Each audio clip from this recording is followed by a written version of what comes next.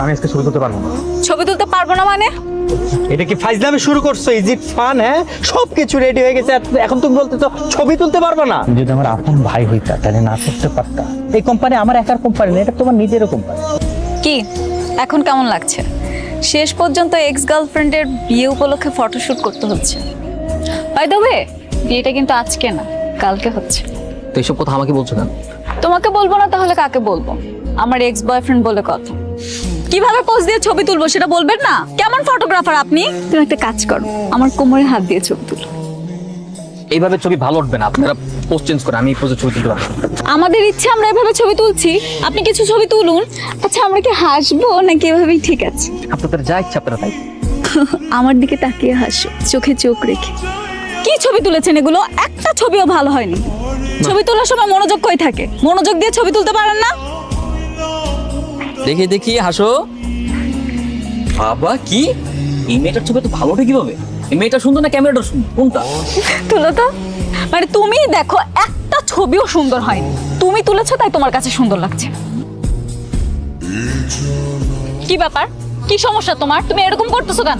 সমস্যা মানে কি এমন করছি আমি? এরকম মুড অফ করে আছো কেন? আমরা এখানে কাপল ফটোশুট করতে আসছি, এমন ভাবে ছবি তুলতেছো যেন মরা বাড়ির ছবি তুলতে আসছো। হাসতে পারো না তুমি? না আমি হাসতে পারি না, এখানে আমার ছবি তোলা হচ্ছে না যে আমাকে হাসতেই হবে। ও হ্যাঁ, হাসবে কি করে? তোমার তো কষ্ট লাগতেছে তাই না? আমার কষ্ট লাগবে কেন?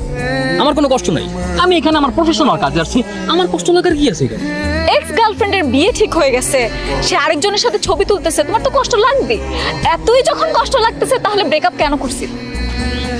মাইমা প্লিজ এখান থেকে যাও, শান্তি মতো নাস্তাটা করতে দাও। এই এই কি হচ্ছে সব? আপনারা পোস্ট চেঞ্জ করেন, আমি এই ধরনের অশ্লীল ছবি তুলতে পারবো না। আশ্চর্য, আমার বউয়ের সাথে আমি কিভাবে ছবি তুলবো সেটা কি আমি তোমাকে জিজ্ঞেস করবো? তুমি আমাকে এই কথা বলার কে? বউ মানে? আপনাদের কি এখনো বিয়ে হয়েছে যে এইভাবে ছবি তুলবেন? বিয়ের আগে এইভাবে ছবি তোলা যাবে না। আমাদের ইচ্ছা আমরা ছবি তুলবো, আপনার ছবি তোলার দায়িত্ব আপনি ছবি তুলুন। আপনাদের তো এখনো বিয়ে হয়নি, এমনও তো হতে পারে যে বিয়েটা হচ্ছে না, তখন এই ধরনের ছবি তোলা দায়ভার নেবে কে? কি অলক্ষণে কথা বলে? মানে এই তুমি না ফটোগ্রাফার প্রফেশনাল, তুমি যে কাজটা করতে আসছো সেই কাজটা করো, উল্টাপাল্টা কোনো কথা বলো না, ঠিক আছে? ভাই আমি বললাম তো আমি এই ধরনের ছবি তুলতে পারবো না, প্লিজ। আপনাকেই ছবি তুলতে হবে, তাড়াতাড়ি আমাদের ছবি তুলুন। দরকার পড়লে আমাদের বাসর ঘরের ছবি আপনাকে দিয়ে তুলাম। আমি কাজ করি ঠিক আছে, তার মানে এই না আমাকে যা বলা হবে আমি তাই শুনি তাই করো। আমি এই ধরনের ছবি তুলতে পারবো না, এই ধরনের ছবি তোলা আমার রুলস আর ইথিক্সের বাইরে।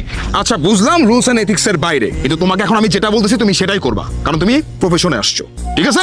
করো। ভাই আপনি যতই যাই বলেন না কেন, যতই ধমক দেন না কেন, আমি পারবো না, আমি বলছি না। আমরা তুলতে চাই, এগুলো আমরা স্মৃতি হিসেবে ধরে রাখবো। কি হয়েছে স্যার ম্যাডাম? মেহেদি তুমি তর্ক করছো কেন? তর্ক মানে? আপনার ফটোগ্রাফার উল্টাপাল্টা কথা বলতেছে, সেই ছবি তুলবে না। মেহেদি আমি লক্ষ্য করছি সকাল থেকে তুমি উল্টাপাল্টা কাজ করছো, এখন আবার বলতেছো ছবি তুলতে যাচ্ছ না কেন? ভাই তারা যেভাবে ছবি তুলতে চাচ্ছে সেভাবে ছবি তোলা সম্ভব না, আমি সেভাবে কখনো ছবি তুলিনি আর তুলবো না। তুলনায় তুলবা, যেই কাজ কোনোদিন করো নাই সেটা তুমি আগ্রহ নিয়ে করবা, সেখানে তুমি বলতেছো তুমি ছবি তুলতে পারবা না। ভাই দেখেন তাড়াতাড়ি করেন, হলুদ রাত্রের বেলা, বেলা ঘুরিয়ে যাচ্ছে, এখন সময় নাই ভাই। বোঝান আপনার ফটোগ্রাফারকে, এখানে শেষ করে আমাদের হলুদের প্রস্তুতি নিতে হবে।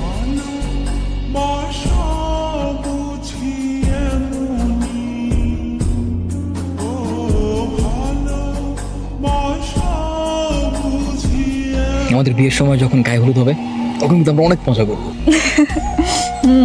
আমি হলুদ রঙের শাড়ি পরবো, সবাই আমাকে হলুদ মেখে দিবে, কত মজা হবে। ভাবতেই কেমন শান্তি লাগে। কিন্তু তুমি তো আমাকে দেখতে পারবে না। কেন কেন দেখতে পারবো না কেন?